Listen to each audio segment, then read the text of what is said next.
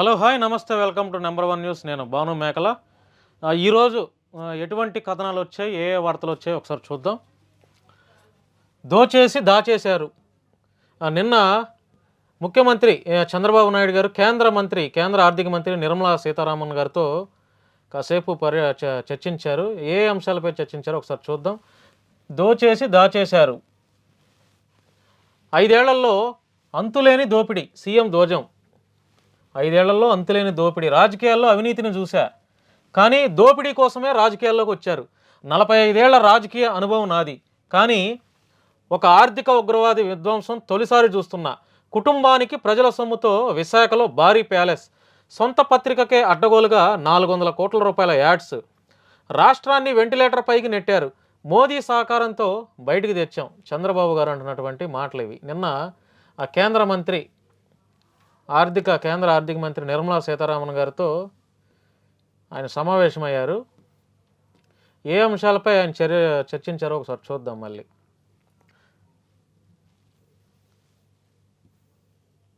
ప్రతి శాఖలోనూ ఆర్థిక అరాచకమే. అప్పులు 9.74 లక్షల కోట్లు పైనే, ఇంకా తవ్వాల్సింది చాలానే ఉంది.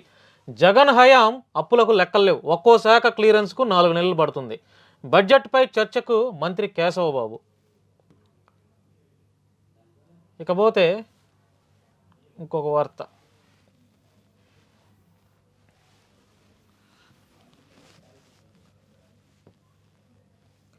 అధికారం పోయినా మారని జగన్ తీరు, అప్పులు ఉద్యోగాలు ప్రగతిపై అసత్యాలు. తప్పుడు లెక్కలతో తప్పుదోవ పట్టించే యత్నం. 60 ఏళ్ల అప్పులను 5 ఏళ్లలోనే చేసిన జగన్మోహన్ రెడ్డి. అయినా తానే గ్రేట్ అంటూ గొప్పలు. అయినా దిగిపోయే నాటికి 10 లక్షల కోట్ల అప్పులు. పబ్లిక్ డెట్, పెండింగ్ బిల్లులు, కార్పొరేట్ రుణభారం. 6.31 లక్షల ఉద్యోగాలు ఇచ్చినట్టుగా కలరింగ్. వాలంటీర్లు, ఆర్టీసీ కార్మికులు, మద్యం దుకాణాల్లో పనిచేసేవారు ఆ లెక్కల్లోకే. డిస్కమ్లను ముంచేసి మేలు ముసుగు. ఇది వైఎస్ జగన్మోహన్ రెడ్డి మీద వచ్చినటువంటి కథనం. జగన్ రోతపత్రికలో ఎప్పట్లాగే అప్పులపై అనేక అబద్ధాలు అచ్చేశారు. 2019లో చంద్రబాబు ప్రభుత్వం గద్దె దిగే నాటికి రాష్ట్ర అప్పులు 3.13 లక్షల కోట్లని, 2024లో తాను దిగిపోయే నాటికి 6.64 లక్షల కోట్లని ఆయనే చెప్పుకున్నారు. ఈ లెక్క నిజమైన 3.13 లక్షల కోట్ల రుణభారం 2014 నుంచి 2019 మధ్య కొత్తగా వచ్చింది కాదు. 1956లో ఆంధ్రప్రదేశ్ ఏర్పడి నుంచి 2014లో రాష్ట్ర విభజన జరిగాక సీమాంధ్ర వాటాగా వచ్చిన అప్పు, ఆ తర్వాత 5 ఏళ్లలో చంద్రబాబు ప్రభుత్వం చేసిన రుణం అన్నీ కలిపి 3.13 లక్షల కోట్లని. ఇప్పుడు ఆయన చేసినప్పుడు మేము చేసిన పరిపాలనలో మా అప్పు ఇంతే అని ఆయన అంటారు. చంద్రబాబు హయాంలోనే ఎక్కువ అప్పులు అయిందంటారు. రకరకాలుగా వారిపై వీరు, వీరిపై వారు ఇలా చెప్పుకుంటూ ఉన్నారు. ఇకపోతే అమరావతి నిర్మాణంలో సింగపూర్ భాగస్వామ్యాన్ని పునరుద్ధరించండి. గోదావరి పెన్నా అనుసంధానికి సహకరించండి. విదేశీ పెట్టుబడులు ఏపీకి వచ్చేలా చూడండి. రాష్ట్ర జీఎస్టీలో సర్ఛార్జీని 1% పెంచండి. కేంద్ర మంత్రులకు చంద్రబాబు వినతులు. నిర్మలా సీతారామన్, జైశంకర్లతో సీఎం భేటీ.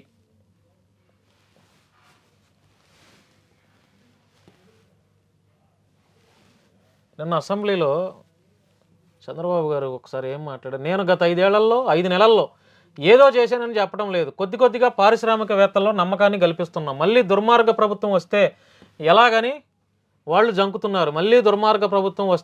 వాడు జంకుతున్నారు అంటే మళ్ళీ వైఎస్ఆర్సీపీ అధికారంలోకి వస్తుంది అనే ఫీలింగ్లో ఈ పారిశ్రామికవేత్తలు ఉన్నారేమో బహుశా. అయితే ఆంధ్రులు విఘ్నులు అని, ఇక భవిష్యత్తులో ఎప్పటికీ వైసీపీ అధికారంలోకి వచ్చే అవకాశం లేదని వారికి నచ్చజెప్పి ఒక్కో కంపెనీని తీసుకొస్తున్నాం. ధైర్యంగా పెట్టుబడులు పెట్టండి, భరోసా మాది అని చెప్తున్నాం. నా దగ్గర డబ్బులు లేవు కానీ నూతన ఆలోచనలు ఉన్నాయి. ఓ మంచి ఆలోచన ప్రపంచాన్ని మారుస్తుంది. అటువంటి ఆలోచనలతో ముందుకెళ్ళి సంపద సృష్టిస్తాం. అసెంబ్లీలో నిన్న ముఖ్యమంత్రి చంద్రబాబు నాయుడు మాట్లాడినటువంటి మాటలు ఇవి. పారిశ్రామికవేత్తలు పెట్టుబడులు పెట్టడానికి రెడీగా ఉన్నారు, కానీ ఇన్ కేసు మరలా ఏదైనా జరిగి ఆ గవర్నమెంట్ మారితే మా సంగతి ఏంటి అని పారిశ్రామికవేత్తలు అంటున్నారంట. వారిలో ధైర్యాన్ని కూడా కల్పిస్తున్నారు చంద్రబాబు గారు. పరిపూర్ణంగా ఈ పోలవరం ప్రాజెక్ట్ ఎప్పుడవుతుందో ఇంకా సరైన స్పష్టత రావట్ల. 45.72 మీటర్ల ఎత్తు, 194.6 టీఎంసీల నిల్వ. నిధుల కోసం కేంద్రంపై ఒత్తిడి. స్టాఫ్ వర్క్ ఆర్డర్ను పూర్తిగా ఎత్తేయాలని పట్టుబడతాం. ఈసీఆర్ఎఫ్ఐ స్పష్టత కోరండి. 2027 మే కల్లా పూర్తిగా ప్రణాళికలు. జలవనరుల శాఖ అధికారులకు సీఎం చంద్రబాబు ఆదేశం. 2027 మే కల్లా పూర్తిగా ప్రణాళికలు అంటే 2027కి అవుతుందేమో పోలవరం ప్రాజెక్టును అప్పుడు 2027కి పూర్తిగా అయిపోతుందేమో ఆ పనులు మొత్తం. ఏపీ అభివృద్ధికి ఐఐటిఎం బాసట. మంత్రి లోకేష్ సమక్షంలో 8 ఒప్పందాలంట. అమరావతికి సాంకేతిక సహకారం, విద్యార్థులకు నాణ్యమైన నైపుణ్య శిక్షణ, పారిశ్రామిక అవసరాల మేరకు టీచింగ్, ఇంటర్నెట్ గేట్వేగా విశాఖ అభివృద్ధి, వివిధ శాఖలతో కలిసి ముందుకు 8 ఒప్పందాలు మంత్రి లోకేష్ సమక్షంలో జరిగాయి. ఇకపోతే టీచర్లపై కేసులు ఎత్తివేస్తాం. డీజీపీతో చర్చిస్తున్నాం. ప్రభుత్వ మార్పునకు టీచర్ల ఉద్యమమే కారణం. వారిని చూసి ప్రజలు ఉద్యమించారు. వైసీపీ సర్కారు కేసులతో టీచర్లను వేధించింది. టీచర్లు విద్య మాత్రమే చెప్పాలి, బాత్రూమ్ ఫోటోలు వారికి పనికిరాదు. కేసులు లేకుండా డిఎస్సి పూర్తి చేస్తాం. అధికారులు అధ్యయనం చేస్తున్నారు. విద్యా సంవత్సరం ప్రారంభం నాటికి చేసేస్తాం. అసెంబ్లీలో లోకేష్ వెల్లడి. టీచర్స్ మీద ఉన్నటువంటి కేసులు మేము ఎత్తేస్తాం. వాళ్ళు విద్య మాత్రమే చెప్పాలి, వారితో బాత్రూములు ఫోటోలు అట్లాంటివి చేయించే పని వాళ్ళు కాదు, వాళ్ళు విద్య మాత్రమే చెప్పాలంటూ నిన్న అసెంబ్లీలో లోకేష్ ప్రసంగం. ఇంకేమేమి వార్తలు వచ్చినాయో చూద్దాం ఒకసారి. ఇదేంటి 23 కోట్ల రూపాయల దున్నపోతంట. వామ్మో, ఏం దున్నపోతు ఇది? 23 కోట్ల రూపాయలు. ఒక దున్నపోతు విలువ 23 కోట్ల రూపాయలు, కానీ ఒక ఓటు విలువ 500, 1000 రూపాయలు మాత్రమే. దున్నపోతుకున్న వాల్యూ మనుషులకు కూడా లేకపోయా. 23 కోట్ల రూపాయల దున్నపోతంట. చూడండి, అన్మోల్ అంటే వెలకట్టలేనిది అని అర్థం. ఈ చిత్రంలో యముని మహిషంలా బలంగా కనపడుతున్న దున్న పేరు అదే. ఈ దున్నపోతు పేరు అన్మోల్. బలంగా కనపడుతున్నటువంటి దున్నపోతు పేరు అన్మోల్. అంటే దీని ధర అక్షరాల 23 కోట్ల రూపాయలు. హర్యానాలోని సిర్సా జిల్లాకు చెందిన గిల్ అనే ఆసామి వద్ద ఉంది దున్నపోతు. దీని బరువు 1500 కిలోలు. మేలుజాతి జీవం కావడంతో దీని వీర్యానికి బోలెడంత డిమాండ్ ఉంది. ఎంతంటే అన్మోల్ వీర్యాన్ని అమ్మడం ద్వారా దీని యజమాని గిల్ నెలకు 5 లక్షలు సంపాదిస్తున్నాడంట. ఏది? ఈ దున్నపోతు వీర్యాన్ని అమ్మటం ద్వారా ఈ దున్నపోతు యజమాని నెలకు 5 లక్షల దాకా సంపాదిస్తున్నాడంట. దీన్ని ఆరోగ్యంగా ఉంచడం ద్వారా అంత ఆదాయం సంపాదించాలంటే అందుకు తగ్గ ఖర్చు ఉంటుంది. దీనికి రోజు 1/4 కిలో బాదం పప్పులు, 4 కిలోల దానిమ్మ గింజలు, 30 అరటిపండ్లు, 5 లీటర్ల పాలు, 20 గుడ్లు పెడతారు. రోజుకు 2 సార్లు దీని ఒంటికి ఆవ నూనె, బాదం నూనె దట్టంగా పట్టించి స్నానం చేయిస్తారు. అమ్మో, 23 కోట్ల రూపాయల దున్నపోతు మామూలు విషయం కాదు. దీని వీర్యం అమ్మితేనే నెలకు 5 లక్షలు వస్తున్నాయంట యజమానికి. దున్నపోతులకు ఉన్నటువంటి విలువ మనుషులకు లేదు. ఎన్నికల్లో మన ఓటుని రాజకీయ నాయకులు 500 లేదా 1000 రూపాయలు, 2000 మహా అయితే అంతే. 2000కి మనిషి అమ్ముడు పోతున్నాడు, కానీ ఒక దున్నపోతు విలువ 23 కోట్ల రూపాయలు. ఇంకేమేమి వచ్చాయి? మైనర్ భార్యతో శృంగారం అత్యాచారమే. ఇప్పుడు ఈ మధ్యకాలంలో ఎక్కువగా అత్యాచారాలు జరుగుతున్నాయి కదా, ఏంటో ఒకసారి చూద్దాం. మైనర్ బాలికతో శృంగారం జరపడం అత్యాచారం కిందే వస్తుంది. బాంబే హైకోర్టు స్పష్టం చేసింది. ఆమె సొంత భార్యే అయినప్పటికీ శృంగారానికి అంగీకారం తెలిపినప్పటికీ చెల్లదని తెలిపింది. 18 ఏళ్ళు నిండని బాలికతో శారీరక సంబంధం పెట్టుకోవడం నేరమని, అందువల్ల మైనర్ భార్యతో పరస్పర సమ్మతితో జరిపినా కూడా శృంగారాన్ని కూడా రేపుగానే పరిగణించాల్సి వస్తుందని బాంబే హైకోర్టు ఇచ్చినటువంటి జడ్జిమెంట్. అంటే ఒకవేళ 18 సంవత్సరాల లోపు ఉన్నటువంటి ఆడపిల్లని ఎవరైనా పెళ్లి చేసుకున్నా, ఆ పెళ్లి చేసుకున్న అమ్మాయి చేసుకున్న అతనికి భార్య అయినా కూడా వయస్సు 18 సంవత్సరాల లోపు ఉంది కాబట్టి అది అత్యాచారం, రేపు కింద వస్తుంది, రేపుగానే పరిగణించబడతామని బాంబే హైకోర్టు స్పష్టం చేస్తుంది. సొంత భార్య అయినా పరస్పర అంగీకార శారీరక సంబంధం అయినా కూడా అది రేప్ కింద, అత్యాచారం కిందే వస్తుంది. మైనర్ బాలిక అయినా సరే 18 సంవత్సరాల లోపు అయితే.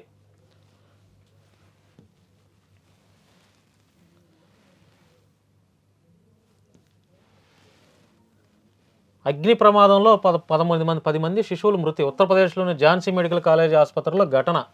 32 మందిని కాపాడిన సహాయ సిబ్బంది. షార్ట్ సర్క్యూట్ కారణంగా అగ్ని ప్రమాదం. 10 మంది శిశువులు మృతి అంట, చిన్న బిడ్డలు. ఉత్తరప్రదేశ్. ఎక్కడ జరిగింది ఇది? ఉత్తరప్రదేశ్. ఝాన్సీ మెడికల్ కాలేజ్ ఆసుపత్రిలో జరిగిన ప్రమాదం 10 మంది శిశువులు మృతి చెందారు. మరో 32 మంది సహాయ సిబ్బందిని కాపాడారు. దారుణం ఇది. చిన్న బిడ్డలు 10 మంది.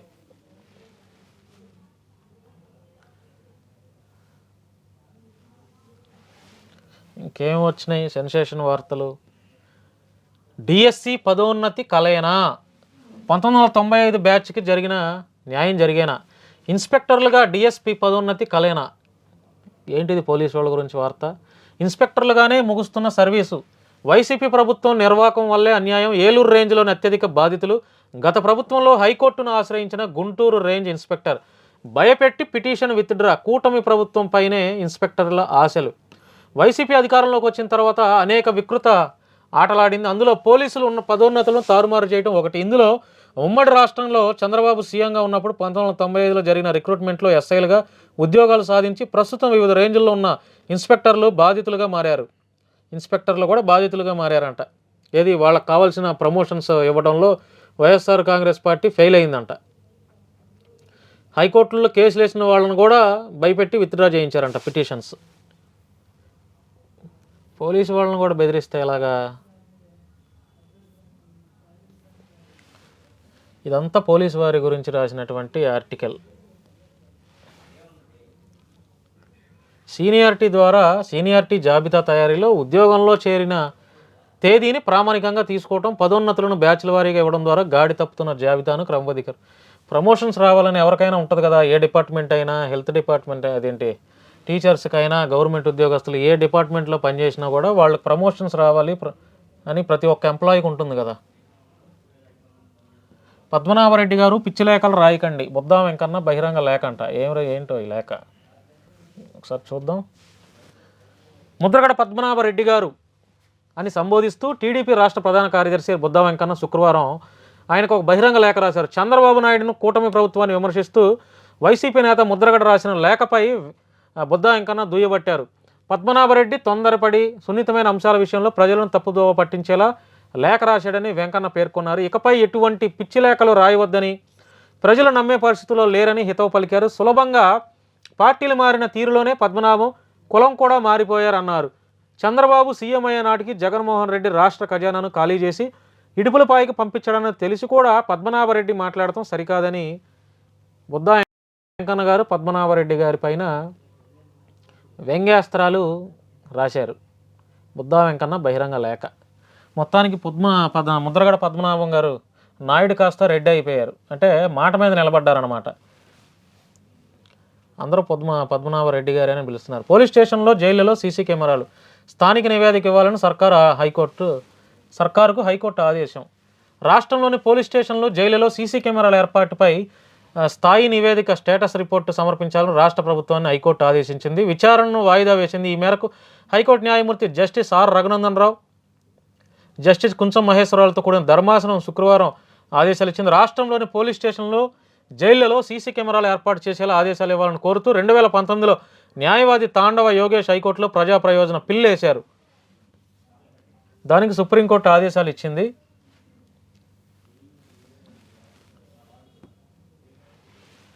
ఒకసారి ఇంకా వైఎస్ఆర్ కాంగ్రెస్ పార్టీకి చెందినటువంటి ఈ పత్రికల్లో ఏం కథనాలు వచ్చినాయో ఒకసారి చూద్దాం.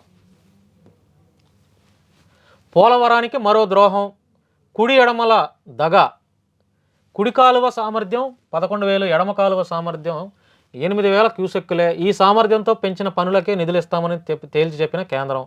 వాస్తవానికి కుడి కాలువ సామర్థ్యం 17,560, ఎడమ కాలువ సామర్థ్యం 17,580 క్యూసెక్లు. రాష్ట్ర ప్రభుత్వం నిర్వాహకంతో ఖజానాపై 4,753.98 కోట్ల భారం. 2017లో అప్పటి చంద్రబాబు ప్రభుత్వం కేంద్రానికి పంపిన DPR-2లో తప్పిదం ఫలితం ఇది. ఇప్పటికే ఎత్తును 45.72 నుంచి 41.15 మీటర్లు తగ్గించి బ్యారేజ్గా మార్చేసిన వైనం అంట. హామీలపై మళ్ళీ మోసం, ఆలోచనలతో సంపద సృష్టిస్తా, అలా వచ్చిన ఆదాయంతో సంక్షేమ కార్యక్రమాలు అమలు చేస్తాం. శాసనసభలో బడ్జెట్పై సీఎం చంద్రబాబు ప్రసంగం.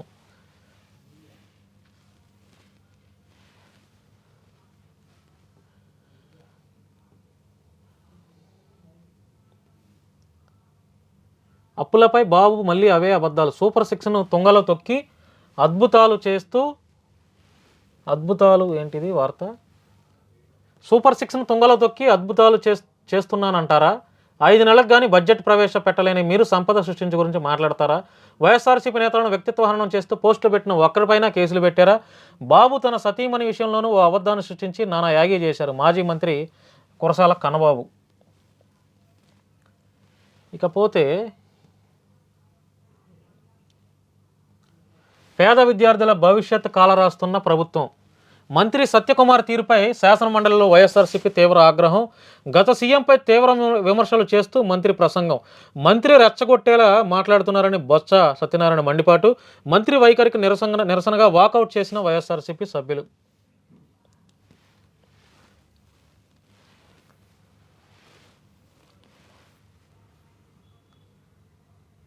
మద్యం మత్తులో మహిళా కండక్టర్పై దాడి అంట. ఎక్కడిది? మద్యం మత్తులో మహిళా కండక్టర్పై దాడి. మద్యం మత్తులో ఓ యువకుడు ఆర్టీసీ మహిళా కండక్టర్పై దాడి చేశాడు. ఈ ఘటన ప్రకాశం జిల్లా కామేపల్లిలో శుక్రవారం జరిగింది. కామేపల్లికి చెందిన ప్రతిపాటి హరిబాబు మద్యం త్రాగి గ్రామంలోని షాపుల వద్దకు వెళ్ళి ఒక్కొక్కరు 100 ఇవ్వాలని డిమాండ్ చేశాడు. వారు గద్దించడంతో అటుగా వస్తున్న టంగుటూరు కామేపల్లి ఆర్టీసీ బస్సు ఎదుట అడ్డంగా పడుకున్నాడు. కండక్టర్ సుభాషిని సెల్ ఫోన్లో వీడియో తీసేందుకు ప్రయత్నించగా ఫోన్ లాక్కును పగలగొట్టాడు. సుధారాణి కింద పడిపోగా ఆమె ఛాతీపై తన్నాడు. అనంతరం తన చేతికి చిన్న గాయమైందని ప్రభుత్వ ఆసుపత్రికి వెళ్ళిన హరిబాబు ఆయా డ్రెస్సింగ్ చేస్తుండగా డాక్టర్ ఎక్కడాని కేకలేస్తూ ఆసుపత్రిలోని సీసీ కెమెరాలో ఫర్నిచర్ ధ్వంసం చేశాడంట. చాలా దారుణం. వీడికి జైలు శిక్ష పడాలి. వీడికి సంవత్సరం పాటు జైలు శిక్ష పడాలి. అప్పుడు బుద్ధి వచ్చింది వీడికి. మందేసి బడి ముందే పడకేసి. టీడీపీ కూటమి ప్రభుత్వంలో ప్రతి పల్లెలో బెల్ట్ షాపులు అందుబాటులోకి వచ్చాయి. ఈ కారణంగా గ్రామాల్లో ప్రశాంతత కొరవడింది.